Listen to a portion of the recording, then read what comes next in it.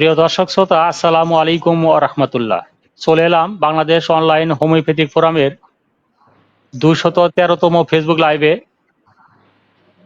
আজকে আমাদের নির্ধারিত আলোচ্য বিষয় হচ্ছে ফিস্টুলার হোমিওপ্যাথিক চিকিৎসা।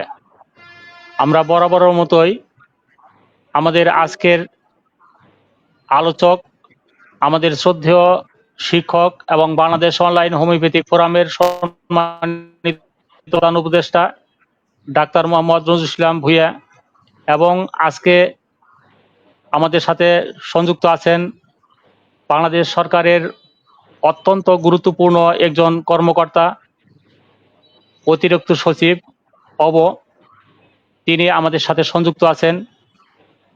আজকে আমাদের অত্যন্ত আনন্দের বিষয় এই যে বাংলাদেশ সরকারের অত্যন্ত নিকটতম একজন ব্যক্তিকে নিয়ে আমরা আজকে ফেসবুক লাইভে আসতে পেরেছি, এবং আমরা আশা করব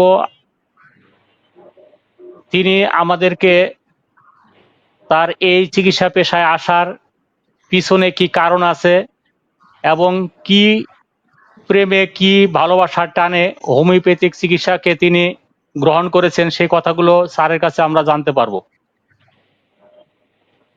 জি, আসসালামু আলাইকুম সবাইকে। জি বলেন। জি স্যার বলুন। বলেন আপনি। আমি শুরু করব। আমি প্রথমেই সবাইকে, যারা নাকি দেশের ভিতরে দেখছেন এবং দেশের বাইরেও আমাদের অনেক দর্শক আছে, আপনাদের দর্শক আছে, আমি সবাইকে সালাম, আদাব এবং সবাইকে শুভেচ্ছা জানাচ্ছি।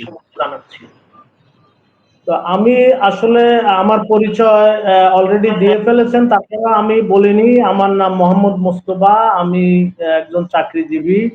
আমি চাকরি শুরু করেছি 1986 সালে। আমি প্রথম চাকরিতে যোগদান করি। তারপরে আমি বিভিন্ন দপ্তর, পরিদপ্তর, অধিদপ্তর, মন্ত্রণালয় এবং দেশের বাইরে আমাদের মিশনেও কাজ করেছি। কাজ করার পরে আমি দীর্ঘ দিন কাজ করে আমি 2017-তে আমি রিটায়ারমেন্টে আসি।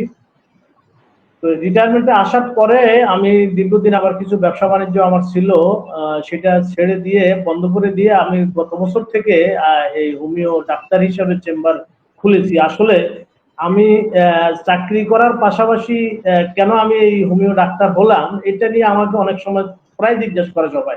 চেম্বারে যখন আসে রোগীরাও অনেক সময় জিজ্ঞেস করেন।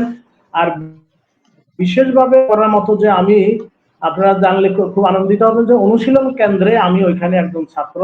সেখানে আমি গত 8-9 মাস ধরে অনুশীলন কেন্দ্রে আমি প্রতি সপ্তাহে আমাদের শুক্রবারে একদিন করে ক্লাস হয়। সেখানে আমাদের এই আজকের যে আলোচক আমাদের নজরুল ইসলাম ভূঁইয়া স্যার সেখানে আছেন, ডক্টর শহীদুল্লাহ স্যার এমডি উনি আছেন, আবুল কাশেম সাহেব আছেন এবং দেলোয়ার হোসেন সাহেব আছেন। ওনারা এক একজন 30-35 বছর 40 বছরের অভিজ্ঞ। তো আমি ওইখানে গিয়ে ক্লাসে খুব আনন্দ পেয়েছি। এই জন্য আমি কিন্তু গত 9 মাস ধরে কিন্তু নিয়মিত এই অনুশীলন কেন্দ্রে কিন্তু আমি ক্লাস করতেছি, একদিনও মিস করি নাই। আর আপনাদের এই অনলাইন ক্লাসটাও আমি গত 6-7 মাস ধরে শুরু করেছি। শুরু করার পর থেকে কিন্তু আমি এটা ডিসকন্টিনিউ করি নাই। আমি কিন্তু ইনশাল্লাহ আগ্রহ নিয়ে আপনাদের মতোই আমি দেখতেছি। তবে আমি হলাম এই অনলাইনের ছাত্র, আপনারা সবাই কিন্তু ডাক্তার, আপনাদের পেশায় অনেক দিনের অভিজ্ঞতা আছে, আমার কিন্তু অভিজ্ঞতা খুব কম। আমি কিন্তু শুরু করেছি মাত্র এই 8-9 মাস আগের থেকে এই পেশা শুরু করলাম। তো আমাকে অনুশীলন কেন্দ্র থেকেও আমাকে জিজ্ঞেস করা হয়েছিল যে স্যার আপনি তো সরকারের উচ্চ কর্মচারী, আপনি কেন আসলেন এখানে, এই পেশায় কেন আসলেন? তো সেই গল্পটা আমি এতদিন ওনাদের বলি নাই কাউকে। গত সপ্তাহে অনুশীলন কেন্দ্র থেকে ওনারা আমাকে একটা অভিনন্দন এবং ওনারা আমাকে সংবর্ধনা দিয়েছিলেন। যে সেই সংবর্ধনাটা হলো এই কারণে যে গত 15-16 বছর ধরে স্বৈরাচার সরকার কিন্তু আমার মতন অনেকেই কিন্তু পদবি এবং পদোন্নতি থেকে অনেক বঞ্চিত করেছিলেন। আমি কিন্তু অতিরিক্ত সচিব পদবি নিয়ে কিন্তু আমি যাই নাই। আমি জয়েন্ট সেক্রেটারি হিসাবে রিটায়ার করেছিলাম, কিন্তু গত আমার জুনিয়র যারা, তারা কিন্তু এডিশনাল সেক্রেটারি হয়েছেন, কিন্তু আমাকে করা হয়নি। তো এই বর্তমান সরকার আসার পরে তারা একটা কমিটি করে দিয়েছিলেন যে যারা বঞ্চিত তাদেরকে যেন পদোন্নতি দেওয়া যায়। সেখানে আবেদন করার প্রেক্ষিতে, যদিও আমার আবেদন ছিল সচিব পর্যায়ে, কিন্তু সেখানে না হয়ে আমাকে অতিরিক্ত সচিব পর্যায়ে আমাকে পদোন্নতি দেওয়া হয়েছে। এই খবরের প্রেক্ষিতে ওনারা আমাকে অনুশীলন কেন্দ্র থেকে গত সপ্তাহে সংবর্ধনা দিয়েছিলেন। সেজন্য নজরুল স্যারকে আমি আমার অন্তর থেকে ধন্যবাদ জানাই, অনুশীলন কেন্দ্রকে ধন্যবাদ জানাই। সেখানে আমি বলেছিলাম আমার বক্তব্য যে আমি কেন আসলাম, এটা একটা গল্প, এবং গল্প নয় শুধু, এটা এমন এক বাস্তব ঘটনা যেটা আসলে গল্পকেও ফেল করে দেয়। সুতরাং এই ঘটনাটা আপনাদের শুনলে আপনারা খুব উপকৃত হবেন। বিশেষ করে নজরুল স্যার বললেন যে আমাদের যারা আমাদের অনলাইন কেন্দ্রে যারা নাকি আমাদের সবসময় শুনেন, ডাক্তার যারা আসবেন, তাদের এটা শুনলে তারা অনেক অনুপ্রাণিত হবেন বলে ওনার ধারণা। এই জন্য উনি আমাকে খুব অনুরোধ করলেন যে আপনার এই ঘটনাটা বলতেই হবে। আমি আপনাদের কাছে খুব সংক্ষেপে আমার ঘটনাটা বলে নিই। 2003 সালে আমার ছেলে তাহমিদ মোহাম্মদ মাসুম, তার নাম, তার জন্ম, এবং সেই ক্যান্টনমেন্ট জেনারেল হসপিটালে সিজারিয়ান বেবি হিসেবে তার জন্ম। তো ক্যান্টনমেন্ট জেনারেল হসপিটালে 3 দিন ছিল, বাচ্চা সুস্থ ছিল, সবই ঠিক আছে। 3 দিন পরে যখন তাকে রিলিজ করা হলো, তাকে বাসায় নিয়ে আসলাম। বাসায় নিয়ে আসার পরে একদিন পর, মানে চতুর্থ দিন থেকে তার পায়খানা বন্ধ হয়ে গেছে, তার পায়খানা হচ্ছে না আসার পর থেকে। তখন সেই কান্না শুরু করে, সার্বক্ষণিক কাঁদতে থাকে, কাঁদতে কাঁদতে মানে অস্থির করে ফেলে। তখন আমি মিরপুরের এক চাইল্ড স্পেশালিস্টকে দেখালাম, শিশু হসপিটালে। উনি দেখে 4 দিনের বেবি মাত্র, বললো যে তার বোধহয় পায়খানার রাস্তায় ইনফ্লামেশন আছে, যে কোনো কারণে ইনফেকশন হতে পারে, সেই সব কারণে এই সমস্যাটা হচ্ছে। তো আমি ওষুধ দিচ্ছি, ওষুধ খেলে ঠিক হয়ে যাবে বলে ধারণা। তো উনি খাওয়ার জন্য ওষুধ দিলেন। 2 দিন এখানে আমরা চেষ্টা করলাম, কোনো কাজ হচ্ছে না, এবং ওই বলছিল যে আপনার যখন বাবু কান্না করে পায়খানার ব্যাগ হয় তখন সাপোজিটর ইউজ করবেন আর ওষুধটা খাবার। আমরা 2 দিন ধরে কিন্তু এই সাপোজিটর ইউজ করে যাচ্ছি এবং ওষুধও খাওয়াচ্ছি, তাতে কোনো উপকার হচ্ছে না। জাস্ট সাপোজিটর ইউজ করার পরে তার একটুখানি পায়খানা হয়, পায়খানা হওয়ার পরে 2-1 ঘন্টা সে চুপ থাকে, আবার ঘন্টা 2-3 পরে তার পায়খানার ব্যাগ হয়, তখন সে কান্না করতে থাকে।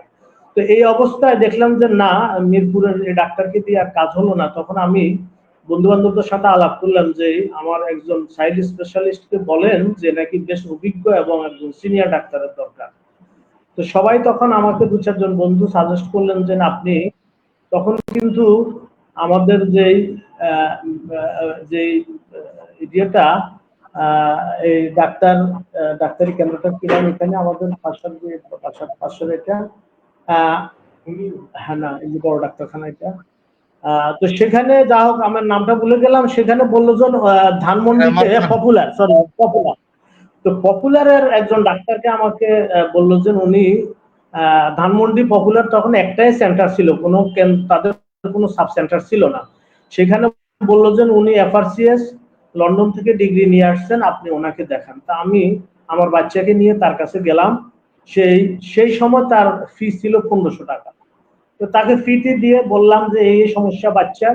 উনি শুনলেন, শুনে টুনে উনিও একই ব্যাখ্যা দিলেন যে বাচ্চার সম্ভবত ইনফেকশন আছে, ভিতরে ইনফ্লামেশন আছে, যার জন্য পায়খানা হচ্ছে না। আমি ওষুধ দিচ্ছি, খাওয়ার ওষুধ, এবং নজলের মধ্যে ওষুধ লাগানোর জন্য কিছু ওষুধ দিলেন, যে নজলের মধ্যে লাগাইয়ে তার পায়ু পথ দিয়ে এটা ব্যবহার করবেন, ওষুধ খাওয়াবেন, আর প্রয়োজনে সাপোজিটর ইউজ করবেন। এটাই হলো, আপনি এইভাবে যান, তাতে ইনশাল্লাহ সুস্থ হয়ে যান। তো এই অবস্থায় আবার আমি সেখানে 3 দিন কন্টিনিউ করলাম। 3 দিনের মধ্যে কিন্তু কোনো সাপোজিটর ছাড়া কোনো পায়খানা তার হচ্ছে না। ওই একই অবস্থা, সাপোজিটর ইউজ না হলে পায়খানা হচ্ছে না, ওষুধ খেয়ে কোনো কাজ হচ্ছে না। 3 দিন চলে গেল, আগের 2 দিন, 5 দিন চলে গেল। এরপরে আমি দেখলাম যে না, কাজ হচ্ছে না। তখন আমি সবার সাথে আলাপ করলাম, বন্ধু বান্ধবদের সাথে। সবাই বললো তাইলে এক কাজ করেন, শিশু বড় ডাক্তার তো বাংলাদেশে এমআর খান সাহেব, উনি উপমহাদেশের সবচেয়ে বড় ডাক্তার, তাইলে ওনাকে দেখান। আমার মাথা আসলে ঠিক আছে, তাইলে তাই করি। এমআর খান সাহেবের ওইখানে তার প্রিয়কে টেলিফোন করে বললাম যে ভাই, আমি আমার একটু বাচ্চাকে নিয়ে আসবো, এই সমস্যা, আমাকে একটা সিরিয়াল দেন। তো তার প্রিয় আমাকে বললো যে স্যার 1.5 মাস আগে কোনো সিরিয়াল নাই, আপনি 1.5 মাস পরে সিরিয়াল নিতে পারেন। তা আমি তো খুব হতাশ হয়ে গেলাম। আমি বললাম যে ভাই দেখেন, আমার বাচ্চার বয়স হলো মাত্র 4 দিন, আপনি আমাকে 1.5 মাস পরে বলছেন, আমার বাচ্চা তো বাঁচবে না। তো বললো যে আমার কিছু করার নেই, আমি তো সিরিয়াল দিতে পারবো না। বললাম যে ভাই, আমি তখন কলোনি স্টেটে ডিপ্টি ডাইরেক্টর। আমি বললাম যে ভাই, আপনি এক কাজ করেন, আপনি স্যারকে আমার সাথে একটু কানেক্ট করে দেন, বলেন যে আমি কলোনি স্টেটে কথা বলবো, স্যার যদি সিরিয়াল দেয় ভালো, না হলে তো নেই, আপনি একটু কানেকশনটা দেন। তা আমাকে তিনি কানেকশন দিলেন, দিলে আমি ওমর খান স্যারের সাথে কথা বললাম, ওনাকে বুঝাই বললাম যে স্যার আমার এই সমস্যা। তো স্যার বললেন যে ঠিক আছে, আপনার সিরিয়াল লাগবে না, আপনি আজকে বাচ্চা নিয়ে চলে আসেন এবং পিওকে আমি বলে রাখলাম, আপনি আসলে আপনাকে ঢুকাই দিবে, কোনো অসুবিধা নেই। আমি বাচ্চাকে নিয়ে গেলাম সন্ধ্যায়, আমি বাচ্চার মা। তো এমআর খান স্যার দেখলেন, জাস্ট উনি তাকে এক নজর দেখলেন এবং শুনলেন, শুনে এবং দেখে উনি বললেন যে ট্রিটমেন্ট আমার এখানে হবে না। এটা বলে তিনি বললেন যে আপনাকে আমি সাজেস্ট করতেছি, আপনি এক কাজ করেন, এই ট্রিটমেন্ট আমার এখানে হবে না, এটা আমি একজন চাইল্ড সার্জনের কাছে আপনাকে রেফার করছি, করে দিলাম, আপনি সেখানে চলে যান। উনি ধানমন্ডি শঙ্করে বসেন, ইবনে সিনা কনসালটেন্সি সেন্টারে। আমি তখন সেই সময়ে ওনার চেম্বার থেকে বের হয়ে রাত্রে সেখানে চলে গেলাম বাচ্চাকে নিয়ে। ওনার নামটা আমার মনে নেই। ওনার সাথে কথা বললাম, উনি দেখে, তখন রাইট হয়ে গেছিল 9টা বাজে, 10:30। উনি বললেন যে আপনি এক কাজ করেন, আমি দেখলাম শুনলাম এবং এমআর খান স্যার যেহেতু পাঠাইছেন, আপনি কালকে আসেন, আমি বেবিকে দেখে রাখলাম, কালকে আপনি আর আপনার ওয়াইফ আসেন, বেবিকে নিয়ে আসার দরকার নেই, আপাতত ওই যে ওষুধগুলো দিয়েছে এবং সাপোজিটর এটা ইউজ করে দেয়। আমরা বাসায় চলে আসলাম, একইভাবে ওষুধ খেয়ে যাচ্ছি, বাচ্চাকে সাপোজিটর ইউজ করতেছি। সরি। পরের দিন আমি আমার ওয়াইফকে নিয়ে সন্ধ্যা গেলাম ওনার চেম্বারে, যাওয়ার পরে ডিটেল ওনার সাথে বাচ্চার কি সমস্যা সেটা নিয়ে কথা বললাম। তো তিনি প্রথমে আমাদের বললেন যে দেখেন, এমআর খান সাহেব আমার কাছে পাঠাইছে, তার অর্থ হলো জেনারেল ফিজিশিয়ানদের দ্বারা এটা ওষুধের কোনো ট্রিটমেন্ট নয়, এটা ওষুধ দিয়ে ট্রিটমেন্ট হবে না, আমার কাছে পাঠাইছেন, এটা একটা অপারেশনাল কেস। তো তাকে বললাম যে বিষয়টা কি স্যার, আমাকে আগে একটু বুঝে বলেন, তারপরে আমি বুঝলাম। তো তখন উনি যে ব্যাখ্যাটা দিলেন যে আমাদের রেকটামে, এটা চারিপাশ দিয়ে ওয়ালের মধ্যে আমাদের কিছু নার্ভ সেল থাকে যার নাম হলো গ্যাংলিয়ন। তো এই গ্যাংলিয়ন অনেক ক্ষেত্রে বাচ্চাদের ডেভেলপ করে না, অথবা গ্যাংলিয়নের ফাংশন লেস থাকে, যার জন্য পায়খানা হয় না। তো এইটার ট্রিটমেন্ট, কোনো ট্রিটমেন্ট আপাতত নেই। এটার ট্রিটমেন্ট হলো আপনাকে 4-5 মাস ওয়েট করতে হবে। সরি, 4-5 মাস ওয়েট করে আপনাকে দেখতে হবে বাচ্চা যখন তার মায়ের দুধের পাশাপাশি চাল ডাল ভাত এগুলো খাবে, তখন অনেক সময় গ্যাংলিয়ন ফাংশনাল হয়। যদি ফাংশনাল না হয়, তখন আমাকে একটা অপারেশন করতে হবে, উপরের থেকে তার কিছু ইন্টেস্টাইন কেটে এনে নিচে জোড়া দিতে হবে, নিচের অংশটুকু ফেলে দিতে হবে। এটা হলো আমাদের ট্রিটমেন্ট এবং এই জন্য আপনাকে 5 মাস ওয়েট করতে হবে। তো আমি বললাম যে 5 মাস আমার বাচ্চা কি করে বাঁচবে? তো বললো যে কিছু করার নাই, এটাই একমাত্র ট্রিটমেন্ট, আপনি ওই ডাক্তাররা যে ওষুধ দিয়েছে সেই ওষুধ খেয়ে যাবেন এবং আপনি সাপোজিটর ইউজ করে যেতে হবে, এটাই আপনার 4-5 মাস ধরে চলবে। দরকারে ডাক্তার সাহেবদের সাথে কথা বলবেন, আমার কাছে আসবেন 5 মাস পরে, তখন যদি ডেভেলপমেন্ট হয় হলো, না হলে অপারেশন, আমার অপারেশনে যেতে হবে। This is the last treatment, এছাড়া আর কোনো ট্রিটমেন্ট নাই। তো আমি তো হতাশ হয়ে চলে আসলাম, এসে বাসায় আত্মীয় স্বজন মুরব্বীদের সামনে বসলাম, সাথে নিয়ে বসলাম। ওনারা শুনে শুনে সবাই বললো যে তাহলে এক কাজ করো, যেহেতু ডাক্তাররা সবাই ছেড়ে দিয়েছে যে বাচ্চার ট্রিটমেন্ট নাই, তাহলে এক কাজ করা যায়, আমরা এক কাজ করে আমরা হোমিও ডাক্তার দেখাই, যদি ভালো হয়তো হলো, আমাদের তো হারানোর কিছু নাই, কারণ ডাক্তাররা তো এটাকে চেক করে ছেড়ে দিয়েছে। তো তখন আমি সরি, আমি তখন আমার বন্ধু বান্ধবদের সাথে আলাপ করলাম যে হোমিও ডাক্তার কোথায় ভালো ডাক্তার আছে, আমাকে একটু সাজেস্ট করেন। তো আমাদের বন্ধুদের মধ্যে একজন হোমিও ডাক্তারি তখন করতেন, তিনি তখন বললেন যে উনি আপনার বাংলাদেশ হোমিওপ্যাথি কলেজ, যেটা জয়কালী মন্দির যেখানে, এটাই তো প্রথম কলেজ, এখানে উনি করতেন। উনি বললেন যে ওইখানে ডক্টর শহীদুল্লাহ নামে একজন প্রফেসর আছেন, ওনাকে আমি চিনি, আপনি ওনাকে দেখান। তো আমি ওনার কাছ থেকে টেলিফোন নাম্বার টাম্বার নিয়ে তার সাথে কথা বললাম। স্যার তখন টিএনটিতে চাকরি করতেন, আমি তখন ফরেনিউজটিতে চাকরি করতাম। তো স্যারকে বুঝাই বলার পরে উনি বললো যে আপনি আমার অফিসে চলে আসেন 5টার পরে, আমি আপনার বাসায় আমাকে নিয়ে যান, আপনার সাথে যাবো। আমি গিয়ে স্যারকে বাসায় নিয়ে আসলাম। স্যার 5টা বাজে বাসায় এসে বাচ্চাকে দেখে টেকে উনি বললেন যে অত হতাশ হওয়ার কিছু আমি দেখি না, আমি আশা করি যে ইনশাল্লাহ ট্রিটমেন্ট হবে। ডাক্তাররা যেটা বলেছে আমি এটার সাথে একমত না, তবে আমি তো, উনি একটা বক্সে করে অল্প কয়টা ওষুধ ওনার সাথে থাকে বলেছেন, আমি 4টা ডোজ বানাই দিয়ে গেলাম। আপনি এই ডোজ গুলো খাবান, কালকে বিকালে আপনি আর আপনার ওয়াইফ আমার চেম্বারে আসবেন, বাচ্চা আনার দরকার নাই। 5টা বাজে স্যার একটা ডোজ তাকে খাওয়াই দিয়ে গেছেন, স্যার চলে গেছেন। শহীদুল্লাহ স্যার চলে যাওয়ার পরে আল্লাহর কি রহমত, 2 ঘন্টা পরে 7টার দিকে বাচ্চার নর্মাল পায়খানা হলো। আমরা তো অত্যন্ত আনন্দিত, আল্লাহর কাছে শুকরিয়া যে এই গত 7 দিন ধরে তার পায়খানা হচ্ছে না, এখন এই একটা ওষুধ খাওয়ার পরে 2 ঘন্টার মধ্যে তার পায়খানা হলো, এটা তো একটা মিরাকল। তো তখন যাক, সে পায়খানা হওয়ার পরে নর্মাল পায়খানা হলো, হওয়ার পরে সে বাচ্চা ঘুমাচ্ছে, ঘুম দিল। আমরা তাকে ঘন্টা 2 পরে আবার আরেকটা ডোজ খাওয়ালাম, খাওয়ার পরে রাত্রে 12টার দিকে তার আবার পায়খানা হলো। তো এই 2বার কিন্তু পায়খানা হয়ে গেল 2টা ডোজ খাওয়ানোর পরে। তখন সে সারা রাত কিন্তু ঘুমাইছে, গত 8-10 দিন ধরে কিন্তু তার আর ঘুম ছিল না। আমরা আল্লাহর কাছে খুশি যে হ্যাঁ, ইনশাআল্লাহ যেহেতু 2বার নর্মাল পায়খানা হয়েছে এবং বাচ্চা এখন শান্ত আছে, ঘুমাচ্ছে, তাইলে ইনশাআল্লাহ ওষুধ কাজ করতেছে এবং এটা একটা সুখবর। তো তখন পরের দিন আমরা শহীদুল্লাহ স্যারের চেম্বারে গেলাম, আমি আর আমার ওয়াইফ। স্যারকে সব বুঝে টুঝে বলার পরে স্যার যখন শুনলেন যে 2টা ডোজ দেওয়ার পরে 2বার পায়খানা হলে, স্যার বলছে ইনশাআল্লাহ তার ট্রিটমেন্ট হবে, চিন্তার কিছু কারণ নাই। তখন উনি আমার স্ত্রীর, আমার ওয়াইফের পুরা হিস্ট্রি নিলেন।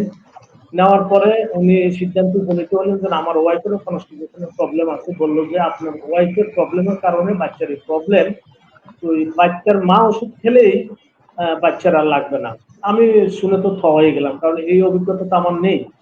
ছোট বাচ্চা, বাচ্চার মার দুধ খায়, স্যার বললেন যে মার থেকে সেই দুধের মাধ্যমে ওষুধ পাবে। আমার এর জন্য এটা একটা নতুন আইডিয়া, নতুন তথ্য, আমি তো হয়ে গেলাম। তারপরেও স্যার বললো যে ঠিক আছে, আমি ওষুধ দিচ্ছি তার মাকে, বাচ্চার ওষুধ লাগবে না। তো বাচ্চার মা ওষুধ খেয়ে আমার বাচ্চা 2-3 মাসের মধ্যে ইনশাআল্লাহ সুস্থ হয়ে গেল। সুস্থ হয়ে যাওয়ার পরে তখন আমি তো কি বলবো, আমি তো ভাষা ব্যক্ত করতে পারবো না। তখন এই আনন্দ, এই খুশি এবং এই সমস্যার যে কত বড় একটা আল্লাহর রহমত, এবং এটা আমি একটু বুঝাই বলতে পারবো না। তখন আমি, আমার মাথায় আসলো যে আমি কিন্তু এমএসসি ডিগ্রিধারী লোক, আমার বায়োকেমিস্ট্রিতে আমার মাস্টার্স ডিগ্রি। তাহলে এই যে অভূতপূর্ব ঘটনা ঘটে গেল, এটা তো অস্বীকার করার কোনো উপায় নাই। তাহলে আমি হোমিও পড়বো, আমি যেহেতু আমার মাস্টার ডিগ্রি হোমিওতে এবং বায়োকেমিস্ট্রির লোক, আমি হোমিও পড়বো। এবং তখন আমি হোমিও কলেজে, বাংলাদেশ হোমিওপ্যাথিক মেডিকেল কলেজ যেটা জয়কালীগঞ্জ, সেখানে ভর্তি হলাম। এবং আমি 4 বছর আপনাদের বিএসএমএস অনেক কষ্ট করে সন্ধ্যায় ক্লাস করে, নিয়মিত ক্লাস করে করেছি। এবং একবার এক পরীক্ষায় আমার 20-এর মধ্যে আমার অবস্থান ছিল। যা হোক, এইভাবে আমি পাশ করলাম। তারপরে চাকরি শেষ করে এখন ভাবলাম যে যেহেতু একটা পড়া পড়েছি এবং এটা যদি মানুষের কাজে আসে, তাহলে আমি তো এখন রিটায়ার্ড লাইফে একটু বসে মানুষেরও কিছু কাজ করা যাবে, আমারও সময় কাটবে। এই উদ্দেশ্যে আমি ব্যবসা, আমার এই পেশাটা শুরু করেছি। আমি আশা করি যে আপনারা সবাই যারা শুনছেন তারা কিন্তু সবাই অভিজ্ঞ ডাক্তার, আপনাদের মতো অভিজ্ঞ আমি না। আমি মাত্র 7-8 মাস ধরে আমি এই পেশা শুরু করেছি। এখন অনলাইন ক্লাসের সাথে সাথে আমি অনুশীলন কেন্দ্রে নিয়মিত যাচ্ছি। সেখানে আপনাদের আগেই বলেছি, আমাদের ডক্টর নজরুল ইসলাম স্যার সেখানের আমাদের সাধারণ সম্পাদক হিসাবে আছেন, ডক্টর শহীদুল্লাহ স্যার সেখানে অ্যাডভাইজার হিসাবে আছেন, সভাপতি হিসাবে আছেন। সেখানে আরো বেশ কয়েকজন ডাক্তার, ডক্টর আবুল কাশেম সাহেব, উনি ব্যাংকের অফিসার ছিলেন, উনি আছেন। আমাদের খন্দকার দেলোয়ার ভাই আছেন, এবং আমাদের সেখানে আমাদের ইজাবউদ্দিন সাহেব আছেন। তো ওনাদের এক একজন 30-35-40 বছরের অভিজ্ঞতা রয়েছে। আমি সেই অনুশীলন কেন্দ্রে নিয়মিত যাচ্ছি এবং সেখান থেকে শিখতেছি। আর অনলাইনে আপনাদের এই ক্লাসগুলো করে আমি আনন্দ পাচ্ছি। আমি আশা করি যে আপনাদের মাধ্যমে শিখতে পারবো। আর আমাকে যারা শুনছেন, আমি আসলে বলবো যে এই যে অভাবনীয় যে ঘটনাটা ঘটে গেল, এটা কিন্তু আমি আমি আমি আমার কাছে কিন্তু অভাবনীয়, এটা আমি বুঝতে পারবো না। যে যেখানে বাংলাদেশের সব ডাক্তার ফেল করেছেন, এমআর খান ফেল করেছেন, সেখানে হোমিওপ্যাথিতে আমি এটা আমার ছেলেকে আমি ট্রিটমেন্ট দিয়ে সে সুস্থ হয়েছে, আল্লাহর কাছে রহমত, আল্লাহর কাছে শুকরিয়া আদায় করি। সুতরাং হোমিওপ্যাথিতে একটা খুব বড় মাপের একটা হোমিও বিদ্যা এবং একটা চিকিৎসা বিদ্যা। তবে হ্যাঁ, আমি এখানে আসার পরে এখন যখন আমি আপনাদের অনলাইন ক্লাস করতেছি, অনুশীলন কেন্দ্রে যাচ্ছি, তখন আমি দেখি যে এই বিদ্যাটা আসলে কিন্তু লেখাপড়া করে জানার এবং প্রচুর জ্ঞান অর্জন না করলে কিন্তু ভালো চিকিৎসক পাওয়া যাবে না। এখানে প্রচুর, এই যে আসার পরে আমি দেখলাম যে আপনার লক্ষণের মধ্যে কার চরিত্র কিরকম, কার মেজাজ কিরকম, কে ঠান্ডা মেজাজের, কে গরম মেজাজের, তারপরে কার শারীরিক গঠন কেমন, কে লম্বা, কে চিকনা, কে শুকনা, ইত্যাদি বিভিন্ন সিমটম, এগুলো কিন্তু পড়ালেখা করার সময় কিন্তু জানি না ভালো করে। এখন কিন্তু অনুশীলন কেন্দ্র এবং আমাদের অনলাইনের মাধ্যমে এসে দেখলাম যে হ্যাঁ, যদি আমরা রোগীর লক্ষণ ভিত্তিক যদি ওষুধ সিলেক্ট করতে পারি, রোগীর লক্ষণ এবং ওষুধের লক্ষণ যদি মিলাইতে পারি, তাহলে কিন্তু ওষুধ কিন্তু মিরাকলের মতো কাজ করে। তা আমি আজকে আর বাড়াবো না, আমার আরো একটা ঘটনা পরে বলবো। আমি কিন্তু যখন ছাত্র, মেডিকেলের ছাত্র হোমিও, তখন আমি ফরেন মিনিস্ট্রির এক ডিজির একটা ট্রিটমেন্ট দিয়েছিলাম। আমি কিন্তু তখন ছাত্র। তখন উনি এত খুশি হয়েছিলেন, উনি বললেন যে আমি যে ডাক্তার ট্রিটমেন্ট করতো সে ফেল করেছে। আমি তখন স্যারকে বললাম যে আপনি একটা করেন স্যার, আমি ছাত্র, আমি আপনাকে একটা ওষুধ লিখে দিই যদি কাজ হয়। আমি লিখে দিয়েছি, উনি খেয়ে সুস্থ হয়ে গেছেন। পরে উনি ওই ডাক্তারকে বললেন যে তুমি আমাকে 3 মাস ধরে ট্রিটমেন্ট করতেছো, কোনো কাজ হয় না। আর আমার কলিগ, সে ডাইরেক্টর, সে আমাকে হোমিও 3টা ওষুধ দিতে 3 ডোজ, আমি সুস্থ হয়ে গেছি। তো ওই ঘটনা আরেকদিন আমি বলবো। তো ওই ঘটনার প্রেক্ষিতে ওই ডাক্তার কিন্তু হোমিও বই কিনেছেন। তো সুতরাং এইভাবে আমাদের হোমিও ডাক্তারদের মাধ্যমে এলোপ্যাথিক ডাক্তাররা কিন্তু উৎসাহিত হচ্ছে। তো সেই ঘটনা অন্য কোনো দিন সুযোগ পাইলে আবার বলবো। আজকে আমার এই বক্তব্য আপনাদের ধৈর্য ধরে শুনেছেন, আমি আপনাদের সবাইকে কৃতজ্ঞতা জানাচ্ছি, অভিনন্দন জানাচ্ছি। এবং আমি আসলেই এইসব ক্লাস থেকে খুব উপকৃত হয়েছি এবং এই ক্লাসগুলি ইনশাল্লাহ কন্টিনিউ করে যাবো। আপনাদেরও বলছি আপনারা কন্টিনিউ করবেন। আসসালামু আলাইকুম ওয়া রাহমাতুল্লাহি ওয়া বারাকাতুহু। আমরা নজরুল স্যারের শুক্রিয়া কাছ স্যার। থেকে শুনবো, জি কারণ স্যার, সময় নষ্ট করতে চাচ্ছি না। শুক্রিয়া স্যার, আপনি অত্যন্ত প্রাঞ্জল ভাষায় আমাদেরকে যে কেসটি জি, উপস্থাপন আমি করেছেন এখানে সেই শেষ দিচ্ছি। কেসটি। জি স্যার, ধন্যবাদ স্যার। আমি কিছু কথা না বললেই নয়, কারণ আমাদের বর্তমান সময়ে একটি অভাবনীয় ঘটনা ঘটে গেছে যে আমরা সব পেয়েও এখন সবকিছু হারিয়েছি। অর্থাৎ আমাদের অনেক দিনের প্রত্যাশা ছিল যে আমাদের একটা হোমিওপ্যাথিক কাউন্সিল হবে, সেখানে আমাদের হোমিওপ্যাথিক গবেষণা প্রতিষ্ঠান হবে, সেখান থেকে আমাদের উচ্চতর শিক্ষা গ্রহণের সুযোগ হবে।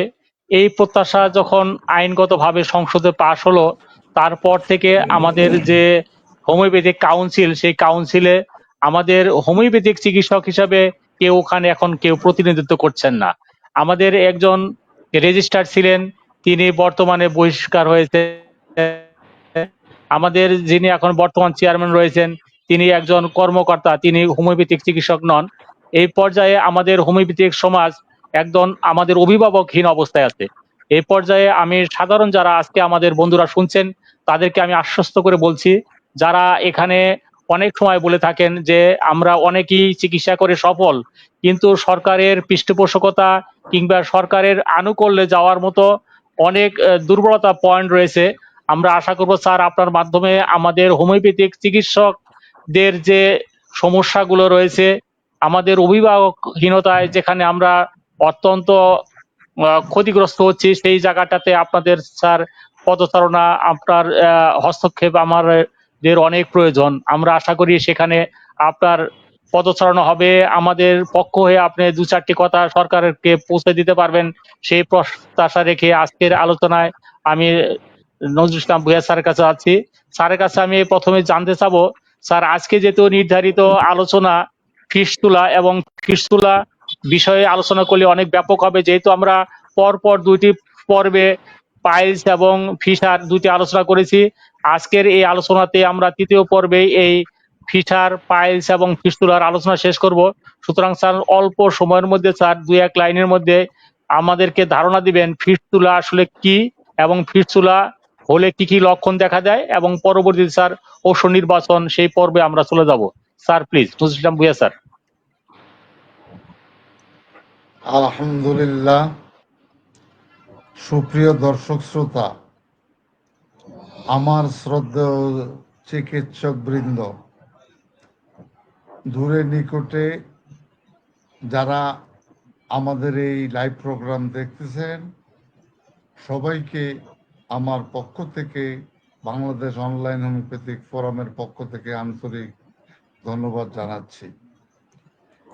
আমি যে আজকে ফিস্টুলা আলোচনা করব, আজকে আমি আনন্দিত, আমি অভিভূত আজকে যে আপনাদের সামনে ডাক্তার মোহাম্মদ মোস্তফা তিনি গণপ্রজাতন্ত্রী বাংলাদেশ সরকারের একজন অবসরপ্রাপ্ত অতিরিক্ত সচিব।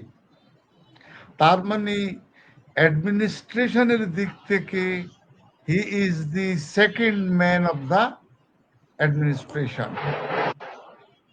তাহলে আজকে ওনাকে আমরা পেয়েছি এবং উনি আজকে এসে ওনার বাস্তব জীবনের, ওনার ছেলের 4 দিনের বাচ্চার যেই কেস আপনাদেরকে প্রেজেন্ট করেছে, যদিও আমার হোমিওপ্যাথিক চিকিৎসক সমাজ যারা আছেন তারা কম বেশি প্রত্যেকেই এই চিকিৎসা বিজ্ঞানে এক্সপার্ট অ্যান্ড এক্সপেরিয়েন্স। এরকম সফল কেস আমাদের হোমিওপ্যাথিক চিকিৎসকরা অহরহ তারা এই কেসগুলি উপস্থাপন করতেছেন এবং ভালো করতেছেন। তবে আজকে মোস্তফা সাহেব তিনি তার ছেলের যে 4 দিনের ছেলের বিষয়ে যেই বাস্তব ঘটনা বলেছেন, এই ঘটনার প্রেক্ষাপটে আজকে শুধু আমাকে শ্রদ্ধার সাথে স্মরণ করতে হচ্ছে যে এই হোমিওপ্যাথিক চিকিৎসা বিজ্ঞানের জনক খ্রিস্টিয়ান ফ্রেডরিক স্যামুয়েল হানেম্যান, তিনি তার জীবদ্দশায় বলেছিলেন, আমার জন্ম বৃথা যায় নাই।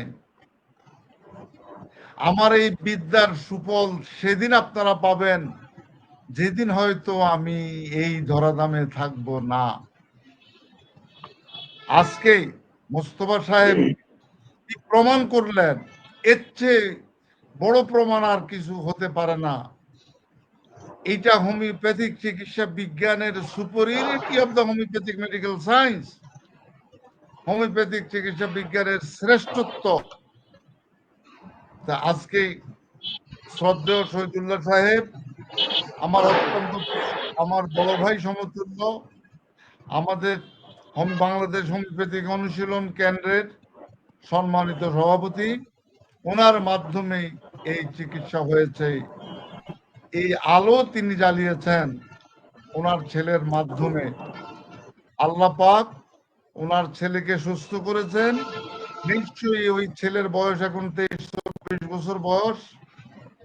আমি শহীদুল্লাহ সাহেবকে ধন্যবাদ জানাচ্ছি এবং মোস্তফা সাহেব অতিরিক্ত সচিব, তিনি আজকে তিনি তার ছেলের চিকিৎসায় এত সুন্দর রেজাল্ট পাওয়ার পরে তিনি নিজেই হোমিওপ্যাথিতে আবেগে আপ্লুত হয়ে এই চিকিৎসা বিজ্ঞানকে বিজ্ঞানের উচ্চ শিখরে স্থান দিয়ে তিনি হোমিওপ্যাথিক চিকিৎসা শিক্ষা তিনি গ্রহণ করেছেন। আমরা বাংলাদেশ অনলাইন হোমিওপ্যাথিক ফোরামের পক্ষ থেকে শ্রদ্ধেয় মোহাম্মদ মুস্তফা সাহেবকে ধন্যবাদ জানাচ্ছি ইনশাআল্লাহ।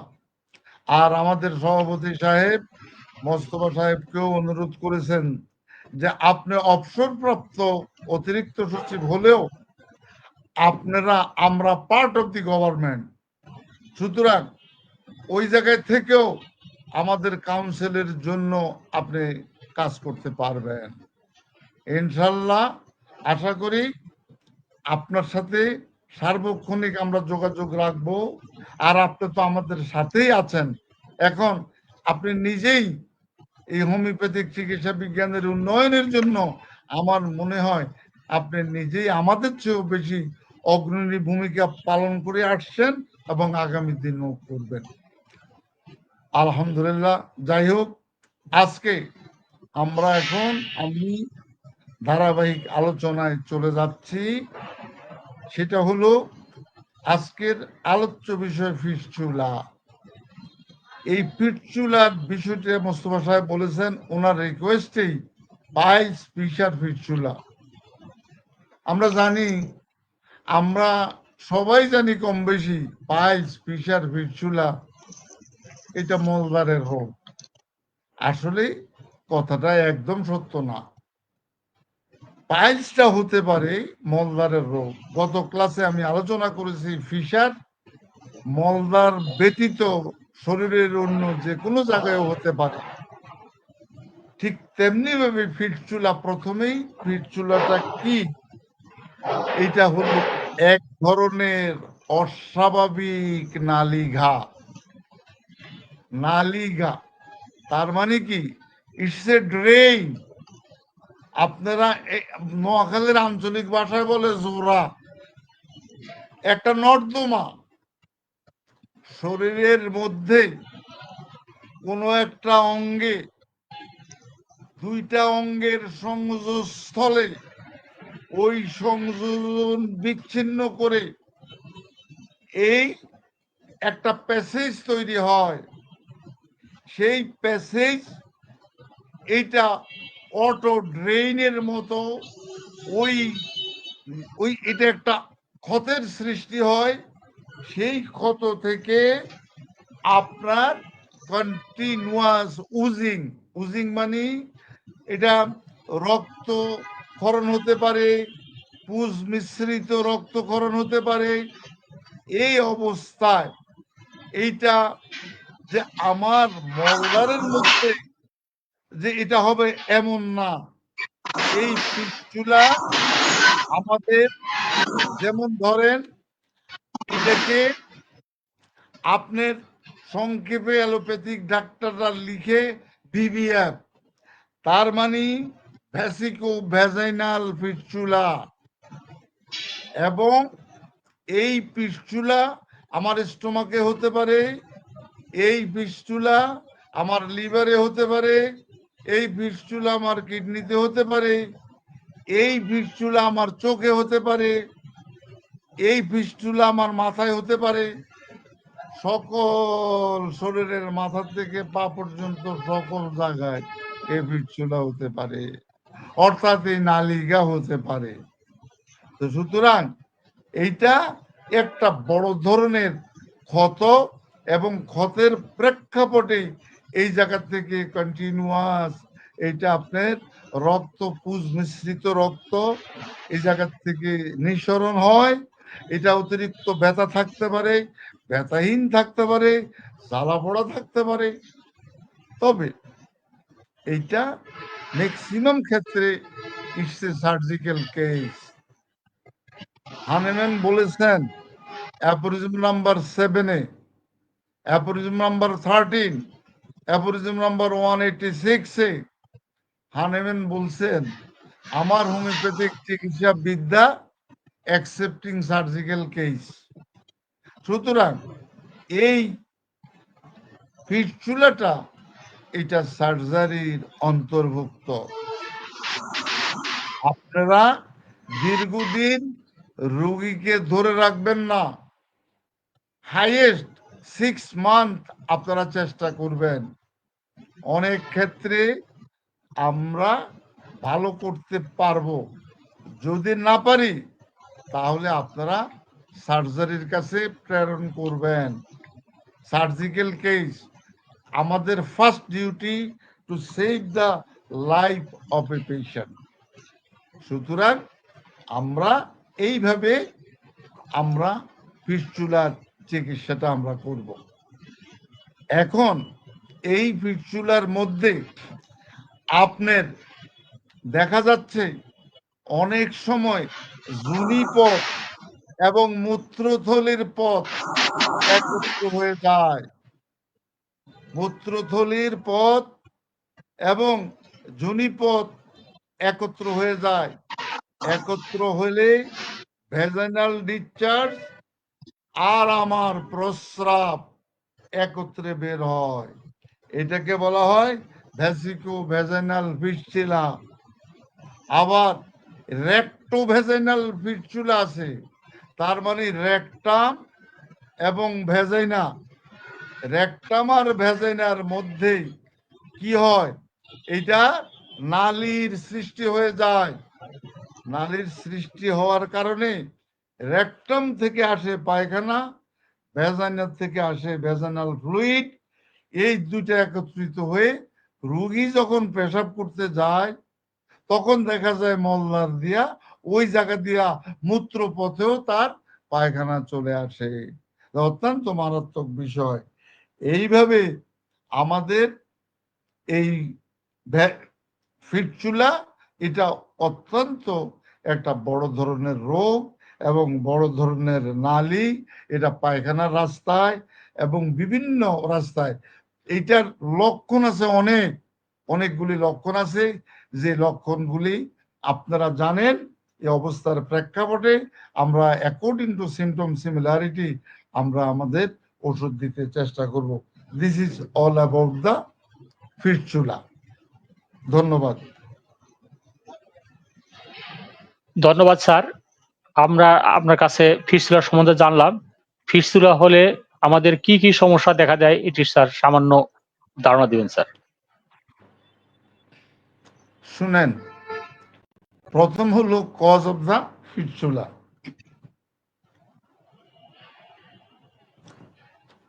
এটা ইনজুরির কারণে হতে পারে, এটা মায়েদের ডেলিভারির সময়, প্রসবের সময় মায়েদের প্রসব রাস্তা সেই জায়গায় রাপসার হতে পারে, অথবা যেই পথ দিয়ে বাচ্চাটা বের হবে সেই পথের মধ্যে বাচ্চার মাথার কারণে সেই পথের আর্টারি ভেইন রাপসার হইতে পারে, অথবা কনস্ট্রিক্টেড হতে পারে, যার কারণে ব্লাড সাপ্লাই বন্ধ হয়ে যেতে পারে। সেই অবস্থার কারণেও দিস ইজ প্রসবকালীন অবস্থার প্রেক্ষাপটে ফিটচুলা হতে পারে।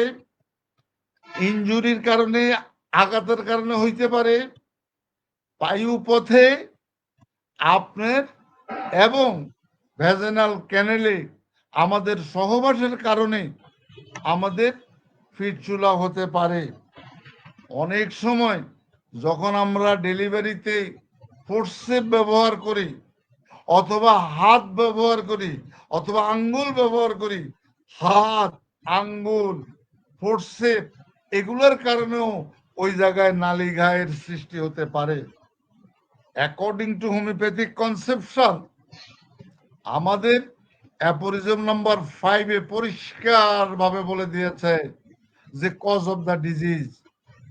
এই ক্ষেত্রে আপনার সোরা সিফিলিস সাইকোসিস, সোরা সিফিলিস সাইকোসিস, টিউবারকুলার মায়াজম, এই সমস্ত জানেন, সোরা জানেন আপনারা, সিফিলিস জানেন, সাইকোসিস জানেন। এই সমস্ত মায়াজমেটিক অবস্থার প্রেক্ষাপটে ফিটচুলা হতে পারে। এখন যখন ফিটচুলা হবে তখন আপনারা দেখবেন, সে মনে করেন মলদ্বার, এই মলদ্বারের পাশে কন্টিনিউয়াস আপনার বায়ুপথের উপরে এই জায়গার মধ্যে বা পাশে এই জায়গার মধ্যে হঠাৎ একটা ব্যথার সৃষ্টি, জ্বালার সৃষ্টি, চুলকানির সৃষ্টি, ফোঁড়ার সৃষ্টি। ওই ফোঁড়ার থেকে দেখা যাচ্ছে যে কন্টিনিউ পুজোস্রাব, অত্যন্ত ব্যথা, ফোড়ার মতো ব্যথা, আপনার জ্বালা পোড়া, ওই জায়গায় যখন আপনি চাপ দিবেন দেখা যাচ্ছে পুজ বের হচ্ছে। এই প্রেক্ষাপটে টোটাল বিষয়টাকে আমি একটা গল্পের 2টা লাইন দিয়ে আপনাকে বুঝাতে চাই। সেই লাইন 2টা একটু বুঝতে চেষ্টা করেন। আপনারা উই পোকা দেখেছেন, উই পোকার কথা শুনেছেন, ইঁদুরের কথা শুনেছেন। সেই উই পোকা এবং ইঁদুর নিয়ে আমার এই লাইন 2টা শুনেন। কি বলেছেন? উই আর ইঁদুরের দেখো ব্যবহার, যাহা পায় তাহা কাটে, করে সার খাট, ধরা তলে নরাদম, খল আছে যত, ঠিক তারা উই আর ইঁদুরের মতো। ঠিক তেমনি ভাবে উই আর ইঁদুর যেমন তারা সবকিছু কেটে ছারখার করে ফেলে, বাড়ির পাহারাদার বুঝনের আগেই তারা বাড়ির সব কাপড় চোপড়, লেপ পোশাক সব খেয়ে ফেলে, তারা বুঝতে পারে না। ঠিক তেমনি ভাবে আমার দেহের ভিতরে এই ড্রেন সৃষ্টি হয়ে গেছে। এই ড্রেন সৃষ্টি হওয়ার পরে ঠিক কখন যে ড্রেন সৃষ্টি হইয়া আমাদের একটা পর্যায়ে ক্যান্সারাস পর্যায়ে পর্যন্ত হয়ে যায়, যখন এটা চরম পর্যায়ে হয়ে যায় তখন আমরা বুঝি।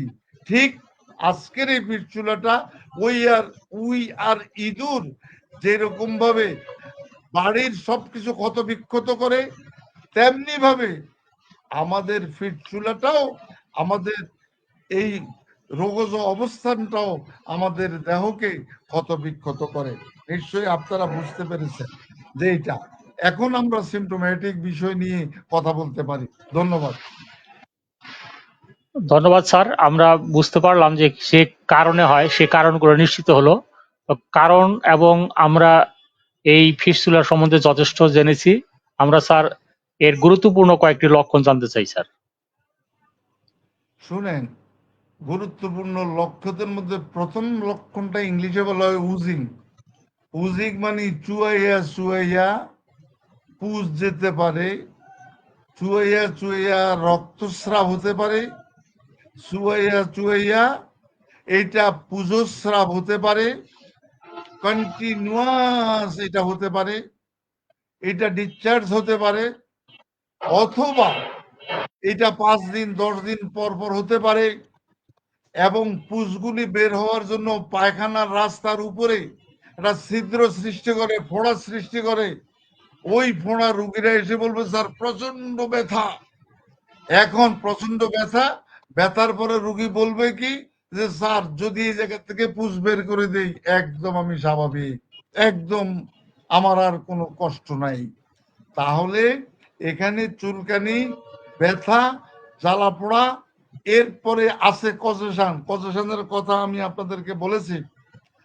আর এইটা আপনার এনিমিক ডায়াথেসিস রেগুলার, যদি আপনার রেগুলার ডিসচার্জ হয় তাহলে আপনার মধ্যে উইকনেস আসবে, এনিমিক ডায়াথেসিস আসবে, লস অফ মেমোরি আসবে, নার্ভাস সিস্টেমের গন্ডগোল আসবে, এবং টোটাল আমার শরীরের মেকানিজম, সকল অর্গান, সকল কিছু ক্ষতবিক্ষত হবে। এতে কিডনিও এফেক্ট হতে পারে, লিভার এফেক্ট হতে পারে, সব কিছুই আপনার এই ফিস্টুলার কারণে হতে পারে, যেহেতু রেগুলার ডিসচার্জ। সুতরাং এটা কোনো অংশে কম না।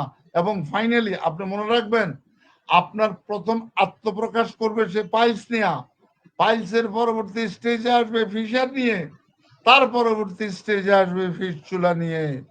পাইলস, ফিশার, ফিস্টুলা এইভাবে নিয়ে এসে এইটা তখন এমনও হতে পারে এটা ফাইনালি মলদ্বারের ক্যান্সারে রূপ লাভ করতে পারে। তখন অ্যালোপ্যাথিতে কলোনোস্কোপি আছে, বিভিন্ন আপনার পরীক্ষা নিরীক্ষা আছে। এই পরীক্ষা নিরীক্ষার মাধ্যমে ডাক্তাররা কনফার্ম হয় যে এইটা ফিস্টুলা কিনা, ফিশার কিনা, এগুলা কনফার্ম হয়। এবং ওই জায়গার থেকে আপনার রক্ত রস নিয়ে অথবা ওই জায়গার মধ্যে টিস্যু নিয়ে তারা পরীক্ষা করে যে whether it is cancerous or not. This is, এটা নিশ্চয়ই আপনারা বুঝতে পারছেন যে হার্টের মধ্যেও কিন্তু ফিস্টুলা হতে পারে, মেল ফিমেল জেনিটাল অর্গানের মধ্যেও ফিস্টুলা হতে পারে, আপনার যে পুরুষাঙ্গ এর মধ্যেও ফিস্টুলা হতে পারে। ওকে, থ্যাংকস। ধন্যবাদ স্যার, আমরা ইতিমধ্যে ফিশার সম্বন্ধে জানতে পেরেছি, ফিস্টুলার সম্বন্ধে জানতে পেরেছি। আমাদের আজকে যেহেতু আলোচনার বিষয় হচ্ছে অ্যানাল ফিস্টুলা, শুধুমাত্র মলদ্বারের ফিস্টুলা নিয়ে আলোচনা করব। এবং মলদ্বারের ফিস্টুলা হলে স্যার কোন কোন ওষুধগুলো হোমিওপ্যাথিক চিকিৎসায় গুরুত্বপূর্ণ সেটার নাম বলেই স্যার আপনি হোমিওপ্যাথিক চিকিৎসায় একটি ঔষধের চিত্র কিংবা একটি রোগী চিত্র উপস্থাপন করবেন, যাতে আমাদের বন্ধুরা এই ওষুধটি সম্বন্ধে স্বচ্ছভাবে ধারণা অর্জন করতে পারেন। Sir please. প্লিজ, ধন্যবাদ। সাধারণত অনেকগুলি ওষুধ 68 মেডিসিন আছে, কিন্তু আমরা মেইন যে ওষুধগুলি, সেই ওষুধগুলি টপ মোস্ট যে মেডিসিনগুলি, we may think number 1 silicea, number 2 nitric acid, number 2 lycopodium, number 3 merc sol, number 4 সেপিলিনাম, sulphur, calcarea carb, calcarea phos, আপনার aurum metallicum, phosphorus, kali carb, ratanhia, kali bichrome, arnica etcetera, এই ধরনের ওষুধগুলি আমরা চিন্তা করতে পারি। ধন্যবাদ। প্লিজ। ধন্যবাদ স্যার। আপনি স্যার একটি রোগী চিত্র বা একটি ঔষধ চিত্র উপস্থাপন করবেন, যাতে আমাদের সাধারণ দর্শক শ্রোতা সেটার উত্তর দিবেন, এবং আপনি স্যার জাজ করে সঠিক ওষুধটির কথা বলবেন স্যার, প্লিজ। শুনেন, আজ থেকে 20-25 বছর আগের ঘটনা। আবু হায়দার নামে একজন রোগী আমাদের চেম্বারে আসলেন। এখন উনি উনার চেহারার মধ্যে একটা আউটলুকিং একটা পেইল অবস্থা, একটা এনিমিক ডায়াথেসিস অবস্থা নিয়ে তিনি আমাদের একটা হতাশ চিত্র নিয়ে তিনি আমাদের সামনে আসলেন, এবং তার মধ্যে শারীরিক যে গড়নটা, এই গড়নটা হালকা সিপসিপে আমরা দেখেছি। আপনার চেম্বারে যখন রোগী আসবে, রোগীকে আপনি প্রথমেই আপনার ডিউটি হলো তার আউটলুকিংটা দেখা, তার সাইনটা দেখা, এবং রোগীর আলোচনার আগেই রোগীকে আপনি অবজার্ভ করবেন, যেহেতু এই অবজারভেশনটা এটা আমার সাইন এন্ড সিমটমস এর সাথে রিলেটেড। এখন এই রোগী এসে আমাদেরকে বললেন, বা আপনাদেরকেও বলতে পারে, যে আপনি তো তার গড়ন দেখলেন, এখন আপনাকে প্রথমেই বলবে যে স্যার, আজকে 4-5 বছর যাবৎ আমার পায়খানার রাস্তা থেকে পুজ, কখনো পুজ, কখনো পুজস্রাব, কখনো পুজ মিশ্রিত রক্ত আমার কন্টিনিউ আমার পায়খানার রাস্তা দিয়ে বের হচ্ছে। এই দেখেন স্যার টিস্যু, এই দেখেন তুলো স্যার, আমার এগুলা জাইঙ্গার ভিতরে আমাকে দিয়ে বের হতে হয়। তার মানে আপনারা বুঝছেন, কন্টিনিউয়াস তার উজিং হচ্ছে। এবং আমার এই অবস্থা স্যার আমার পায়ু পথে নয়, আমার পায়ু পথের পাশে উপরে একটা ছিদ্র পথ দিয়ে আমার এগুলি বের হচ্ছে। আচ্ছা, তারপরে স্যার, যখন এগুলা একত্রিত হয়, পুজস্রাব, রক্তস্রাব, এগুলা যখন কন্টিনিউ ডিসচার্জ হয়, তখন স্যার আমি আরাম পাই। কিন্তু 15 দিন 20 দিন যদি বের না হয়, তাহলে ওই জায়গাটা অত্যন্ত, কখনো গরম অনুভব, কখনো ব্যথা, কখনো জ্বালা পোড়া, ফোঁড়া পাকলে স্যার যে অবস্থা হয়, আমার এই অবস্থা। তবে স্যার প্রায় কিন্তু আমি নিজের প্রয়োজনে, সেই বলতেছে আমি নিজের প্রয়োজনে আমি চেপে চেপে আমি সে জায়গা থেকে রক্ত, পুজ এগুলো স্যার বের করি। আচ্ছা, এরপরে আপনি জিজ্ঞাসা করেন যে আপনার এই রক্ত, পুজ যা বেরোচ্ছে এগুলোর গন্ধ কেমন, সে আপনাকে বলবে স্যার অত্যন্ত দুর্গন্ধ, অত্যন্ত দুর্গন্ধযুক্ত স্রাব। হয়তোবা আপনাকে ওই তুলো বের করেও তার জায়গা থেকে বের করেও দেখাতে পারে, এবং দেখে আপনি তার ওই পুজটা, গন্ধটা, আপনার একজন চিকিৎসক ওই পুজ গন্ধ আপনি অবজার্ভ করবেন, আপনি পরীক্ষা করবেন আসলে স্রাবটা কিরকম গন্ধ। আচ্ছা, তারপরে এইটা স্যার কখনো আমার এটা একদম লালচে প্রকৃতির হয়, এবং ব্যথা থাকে, জ্বালা পোড়া থাকে, সব কিছু এর মধ্যে আমার থাকে। স্যার এই আমার এইটা 4-5 দিন এই কন্টিনিউ এই অবস্থার মধ্যে থাকে। ডাক্তার ভাষায়, ডাক্তারদের কাছে আমি গেলাম, তারা আমাকে বলল এটা এনাল ফিস্টুলা। এনাল ফিস্টুলা, তখন আমি ওনাদেরকে জিজ্ঞাসা করলাম যে এনাল ফিস্টুলাটা আমাকে বুঝাইয়া দেন। তো ডাক্তাররা তার ওই সময় এই ফিস্টুলা তারা বলল যে এটা একটা নালীঘা, এই জায়গা থেকে কন্টিনিউ উজিং হবে, কন্টিনিউ পুজুস্রাব বের হবে এবং ব্যথা বেদনা জ্বালা পড়া একদম। তখন এই রুগীটা আপনাকে বলবে স্যার যত ব্যথা বেদনা এবং জ্বালা পোড়া এবং পুজ যত বের হবে আমি তত আমি স্যার আমি তত ভালো থাকি এই অবস্থায়। কিন্তু স্যার আমার এই কষ্টটা কি যাবে না, আমার এই অবস্থাটা কি যাবে না? এখন তো আপনি তাকে আপনি বুঝে গেছেন এটা একটা নালীঘা, এটাও ক্লিয়ার বুঝছেন যে এটা ফিস্টুলা, এই জায়গা থেকে তার স্রাবগুলি ডিসচার্জ গুলি হচ্ছে। এখন আসেন আপনি এই কথার উপর ভিত্তি করে কিন্তু তার ওষুধ নির্বাচন করতে পারবেন না।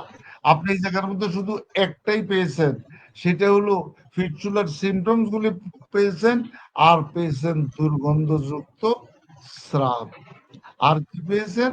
জ্বালা পোড়া পেয়েছেন, ব্যথা বেদনা পেয়েছেন, ওকে, এবং দুর্গন্ধযুক্ত। এইবার আপনি তাকে এই দুর্গন্ধকে কেন্দ্র করে আপনি ২-৪টা প্রশ্ন করেন। ২-৪টা প্রশ্নের মধ্যে আপনি শুধুমাত্র ওই জায়গায়, যেহেতু আপনার চিকিৎসাটা ফিস্টুলা, আপনি পট করে তার একটু জিজ্ঞাসা করেন যে আপনার শরীরে শীত বেশি না গরম বেশি, কোনটা অসহ্য? সে আপনাকে বলবে স্যার আপনি তো দেখতে পাচ্ছেন যে স্যার আমি যে আপনার এই জায়গায় আসছি, আমি এসেই কিন্তু স্যার আপনাকে বারবার বলেছি এই ফ্যানটা বন্ধ করতে, এবং স্যার আমি শীত সহ্য করতে পারি না, গরমেও আমার গরমকালেও কোনো অসুবিধা হয় না। এইবার আসেন আপনার ঘামটা কেমন, পানির পিপাসাটা কেমন? যখন ঘামের কথা জিজ্ঞাসা করলেন তখন সে আপনাকে উত্তর দিবে যে স্যার প্রচন্ড দুর্গন্ধযুক্ত ঘাম, স্যার আমার পারিবারিক কথা বলবো কি, স্যার আমি আমার বাসায় পর্যন্ত আমি ঢুকতে কষ্ট হয়, আমার ৩ তলা বাসা, দোতলায় থাকতেই আমার ওয়াইফ কাজের বুয়া দিয়ে আমাকে আমার পাও পরিষ্কার করে এবং আমার মোজা খুলে জুতা খুলে কাজের বুয়া নিয়ে যায়, আমার পা ধুয়ে খালি পায়ে তারপরে আমাকে উঠতে হয়। এবং স্যার কোনো জায়গায় কোনো পরিবেশে আমি যেতে পারি না। কেন যেতে পারি না? আমার শরীর থেকে গন্ধ, মুখ থেকে গন্ধ, আমার মোজার গন্ধে আমি কোনো জায়গায় যেতে পারি না, মোজার গন্ধে এবং এই দুর্গন্ধে সবাই বুঝে মিস্টার অমুক এসেছে। তাই স্যার আমার এই গন্ধ শুধুমাত্র আমার স্রাবের ক্ষেত্রে নয়, সকল ক্ষেত্রে আমার এই, বিশেষ করে স্যার পায়ের তলার গন্ধ, মোজার গন্ধ, এগুলা। এবং স্যার কোনো বাসায় আমি যেতে পারি না, গেলেই আমি কি করি, আমি রুমাল মুখে দিয়া যেতে হয়, কারণ আমার মুখ থেকে দুর্গন্ধ। তাহলে এই অবস্থায় আমরা কি পেলাম? এই অবস্থায় আমি যা পেয়েছি, এবং ঘাম, অতিরিক্ত ঘাম, এবং ঘামে আমার সমস্ত, রাত্রেও ঘামে, দিনেও ঘামে, ঘামেও দুর্গন্ধ, এবং এই ঘামের কারণে স্যার আমার বালিশ পর্যন্ত ভিজে যায়, আমার প্রচুর পরিমাণে মাথা ঘামে। আচ্ছা আপনার পায়খানাটা কেমন? স্যার খুব কষ্ট, ২-৩ দিন পর পর পায়খানা, ২-৩ দিন পর পর আমার। তাহলে এই অবস্থার প্রেক্ষাপটে যখন আপনাদের কাছে রোগী আসবে, আপনারা অ্যাপোরিজম নম্বর 83 থেকে 104 অনুসারে, অ্যাপোরিজম নম্বর 5 অনুসারে, অ্যাপোরিজম নম্বর 3 অনুসারে আপনারা প্লিজ কেসটা আপনারা রোগীলিপিটা প্রণয়ন করবেন। রোগীলিপিটা প্রণয়ন করে এই জায়গায় তার কনফার্ম সিমটমস গুলিকে প্রাধান্য দিবেন। অ্যাকর্ডিং টু অ্যাপোরিজম নম্বর 153 অনুসারে আপনারা কনফার্ম সিমটমস গুলিকে প্রাধান্য দিয়ে আপনারা ওষুধ নির্বাচন করবেন। নিশ্চয়ই আমি আলোচনার মধ্যে আমি আপনাদেরকে কনফার্ম ক্ষেত্রে কি কি অবস্থা, কি কি লক্ষণ সবই আমি বলেছি। এর উপর ভিত্তি করে আপনারা দয়া করে বলবেন যে আপনারা কি ওষুধ দিবেন, কি ওষুধ নির্বাচন করবেন এই রোগীর ক্ষেত্রে। আব্দুল্লাহ আল মামুন, আব্দুল্লাহ আল মামুন তিনি বলেছেন সাইলেশিয়া। চমৎকার। আর কেউ কি সাইলেশিয়া হতে পারে? মিল্টন বিশ্বাস সাইলেশিয়া হতে পারে? কি সন্দেহ আছে? Milton Ismail Hossain silicea, Ismail Hossain silicea. Okay fine. আর কে কি বলবেন দেখি একটু। তাহিদ আলম সাইলেশিয়া। জি, তাহিদ আলম সাইলেশিয়া। তাসনিম হোমিও হল মার্কসল, তাসনিম হোমিও হল মার্কসল। আচ্ছা, দীপক রায় ফ্রম নোয়াখালী সাইলেশিয়া। আমার অত্যন্ত প্রিয়, উনি আমার নিকট একটা রোগীলিপি বই চেয়েছেন, আমি রোগীলিপি বইটা আজকে পাঠিয়ে দিয়েছি ওনার ঠিকানায়। মোহাম্মদ মহসিন আলী চকজান সাইলেশিয়া, ধন্যবাদ। Faruk Hussain silicea, Faruk Hussain silicea. Okay fine. আর কেউ কিছু বলবেন? বিপ্লব চক্রবর্তী সাইলেশিয়া, চমৎকার বাবা। আচ্ছা, SIO2 হ্যাঁ সাইলেশিয়া। হ্যাঁ, প্রজেশ কুমার দাহি, ডালি ডালি, লুৎফর রহমান সাইলেশিয়া, লুৎফর রহমান সাইলেশিয়া। প্লিজ একটু বলতে থাকেন, বলতে থাকেন প্লিজ সাইলেশিয়া। আর কেউ কিছু বলবেন?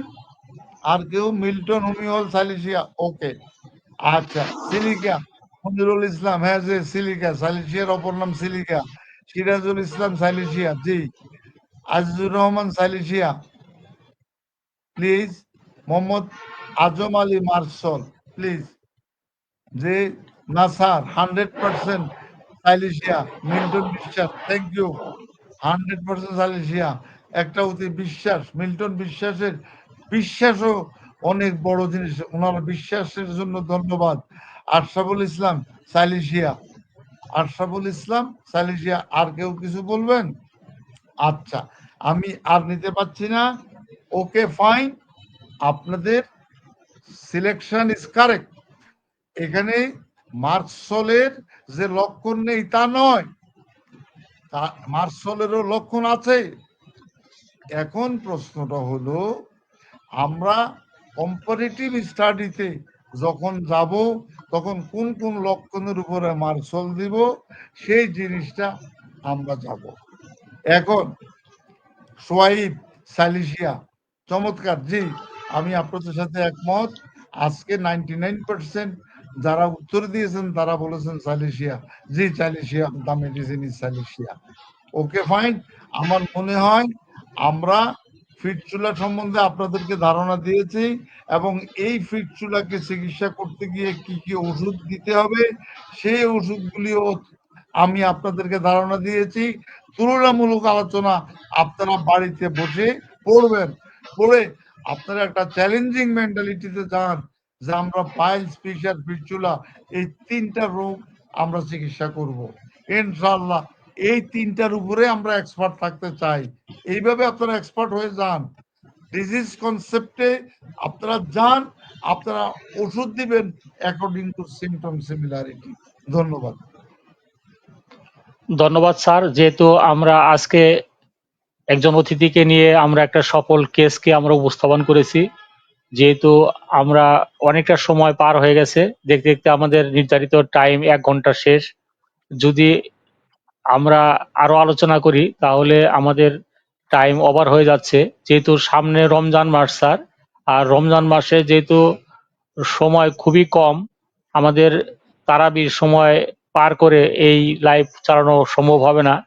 সেই বিষয়টি সম্মুখে রেখে আমাদের দর্শক শ্রোতাদের চাহিদা এবং আপনার শারীরিক যোগ্যতা সব মিলিয়ে বিচার করে স্যার আপনি দর্শকদের উদ্দেশ্যে যে সিদ্ধান্ত দিবেন সেটি আমাদের দর্শক শ্রোতাগণ জানবেন, এবং পরবর্তী লাইভ এবং আমাদের অনুষ্ঠান কিভাবে চলবে সেই বিষয়ে স্যার একটু গাইডলাইন দিবেন স্যার প্লিজ। ধন্যবাদ। আমাদের বাংলাদেশ অনলাইন হোমিওপ্যাথিক ফোরাম চলমান, প্রত্যেক মাসেই চলবে। তবে আপনাদের নিকট আমি, আপনারা ক্ষমা সুন্দর দৃষ্টিতে দেখবেন, রমজান মাসে আমি লাইভে আসবো না। রমজান মাস আমি আপনাদের নিকট থেকে ছুটি চাই, আমাকে ছুটি দিবেন।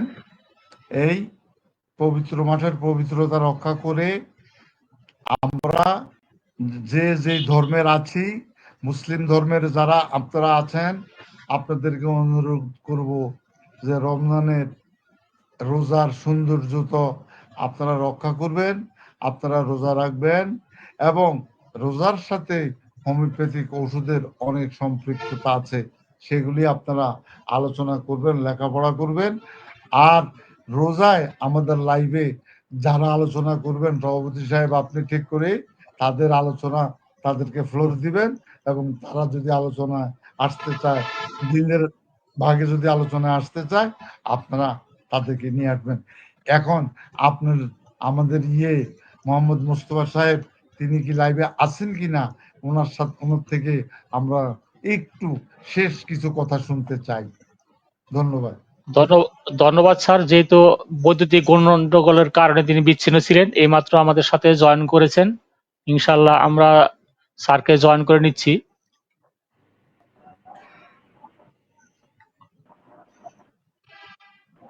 আসসালামু আলাইকুম স্যার। জি, মাঝখান দিয়ে চলে গেছে, অসুবিধা নাই, এখন অনুষ্ঠান শেষ করে দিয়েছেন ইনশাআল্লাহ, ঠিক আছে। আমরা অনুষ্ঠান শেষ আজকে করে আমরা দেন, আমি অনুষ্ঠান শুনতেছি শেষ আর কি, পর্যায়ে আমি এসেছি। ঢুকতে পারি নাই, এখন শুনলাম আমাদের স্যার, আমাদের সত্ত্বেও প্রধান উপদেষ্টা ডাক্তার মোহাম্মদ নজরুল ইসলাম ভূঁইয়া স্যার আপনার কাছে জানতে চেয়েছেন যে আপনার এই যে আমাদের বাংলাদেশ অনলাইন হোমিওপ্যাথিক ফোরামের পক্ষ থেকে আপনাকে আহ্বান জানানো হয়েছে উপদেষ্টা হিসাবে আমাদের দায়িত্ব গ্রহণ করা, এবং আপনি যদি আমাদের এই রমজান মাসে কোনো লাইভে অনুষ্ঠানে আপনি করতে চান তাহলে স্যার আপনার মুখ থেকে শুনতে চেয়েছেন। এই বিষয়টা স্যার আপনি একটু দর্শকদের উদ্দেশ্যে বলবেন। আসলে আমিও স্যারের সাথে একমত যে আসলে রোজার মধ্যে রোজার পবিত্রতা এবং নামাজ কালাম করে কিন্তু 10টায় শেষ করা যাবে না, নামাজ শেষ হইতে হইতে সময় লাগবে। সুতরাং রমজান মাসে মানে আমিও অংশ নিতে পারবো না। এখন আপনারা সিদ্ধান্ত নিয়ে কি করবেন, এটা হয়তো দিনে চালাইতে পারেন যদি সেরকম ইচ্ছা হয়, আর নাহলে রোজার মাস আমার মনে হয় বন্ধ রাখাটাই বেটার হবে আর কি, আমার মনে হয় আর কি।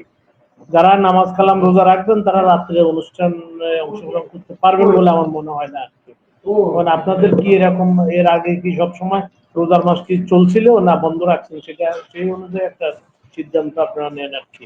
আর আমাকে যে জি থাকতে স্যার, বলছেন আপনাদের অ্যাডভাইজারি কমিটিতে, ইনশাআল্লাহ আপনারা যদি উপকৃত হন আমি আছি, থাকবো।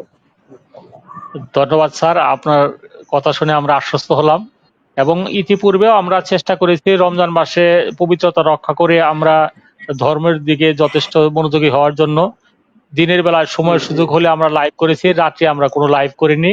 আমরা চেষ্টা করব জি কেউ জি যদি আমাদের সাথে আগ্রহী হয়ে দিনের বেলায় কখনো কেউ কোনো অনুষ্ঠান করতে চান তাহলে আমরা সেখানে সুযোগ করে দেব। তো আমি দুটি কথা না বললেই নয়, যেহেতু এখানে লাইভ আজকে আমাদের শেষ হয়ে যাচ্ছে এই 1 মাসের জন্য। আমাদের ইতিপূর্বে আমাদের কাছে একটি ডকুমেন্ট ছিল যে আমাদের স্বাস্থ্য সংস্কার যে কমিটি রয়েছে, সেই কমিটির দ্বারা একটি প্রস্তাবিত একটি মিসকনসেপ্ট আমাদের কাছে এসেছিল, যে কারণে হোমিওপ্যাথিক চিকিৎসক সমাজের মধ্যে একটা বিভ্রান্তি কাজ করতেছিল যে স্বাস্থ্য সংস্কার কমিশন হয়তো আমাদেরকে অ্যাভয়েড করেছে। আমাদের নজরুল ইসলাম ভূঁইয়া স্যার গতকাল আমাকে বলেছেন যে এই সকল ডকুমেন্ট যারাই দিয়েছে এটা ফলস, এবং সেই বিষয়টা আমাদের নজরুল ইসলাম ভূঁইয়া স্যার যদি ক্লিয়ার করেন তাহলে আমাদের দর্শক শ্রোতা সেই বিষয়টা নিয়ে স্যার শঙ্কামুক্ত থাকবেন, এবং আমরা আশ্বস্ত থাকবো যে আমরা সামনে অবশ্যই আমরা আশানুরূপ আমাদের এই বিষয়টা নিয়ে আমাদের কোনো প্রকার সংশয়ের কোনো অবকাশ নেই। Sir please. ধন্যবাদ। আজকে বাংলাদেশ হোমিওপ্যাথিক পরিষদের শ্রদ্ধেয় সভাপতি ডাক্তার মোহাম্মদ শেখ ফারুক এলাহি এবং আমি ডাক্তার মোহাম্মদ নজরুল ইসলাম ভূঁইয়া, আমরা দুইজনেই একসাথে বাংলাদেশ হোমিওপ্যাথিক পরিষদের প্যাডে একটা দরখাস্ত নিয়ে আমরা স্বাস্থ্য সংস্কার কমিশনে আমরা অফিসে গিয়েছি। আমরা আমাদের সকল বিষয় সেখানে গিয়ে সেই জায়গার মধ্যে যিনি chairman doctor A K Azad Chowdhury.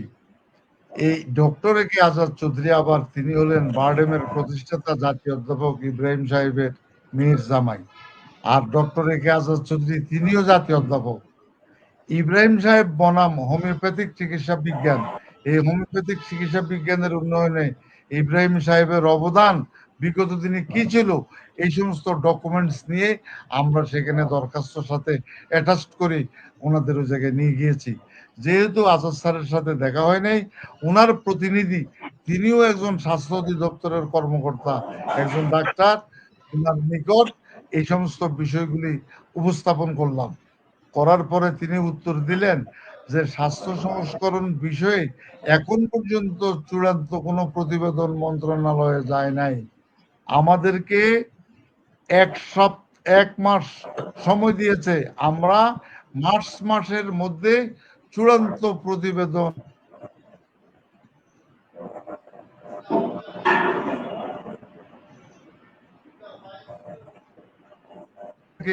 Homeopathic চিকিৎসা বিজ্ঞানকে মাইনাস করার কোনো ভুল ভ্রান্তি থাকে সেটা সংশোধন হবে।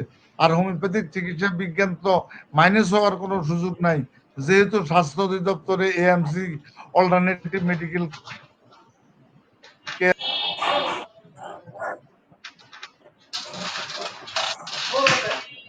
জি, আমার মনে হয় ধন্যবাদ। স্যাররা মোটামুটি একটা কিছু কাজ তো করেছেন, ওনারা বসে নাই। ওনারা যে আবেদনটা এখানে দিয়ে আসছেন, এরপরে যদি এর মাঝে কখনো যান বা রোজার মাসে যদি যাওয়ার ইচ্ছা থাকে বা রোজার পরেও যাওয়ার ইচ্ছা থাকে, করতে পারেন। আমিও সেখানে অ্যাডভাইজারের যে অফিস আছে সেখানে দরকার হলে আমরা গিয়ে আবার দেখা করবো আর কি। হ্যাঁ, এটা এখন তো স্যার ডিসকানেক্ট হয়ে গেছেন, স্যারের সাথে তো আমাদের এমনি দেখা হবে, অনুশীলনে দেখা হবে আগামী সপ্তাহে।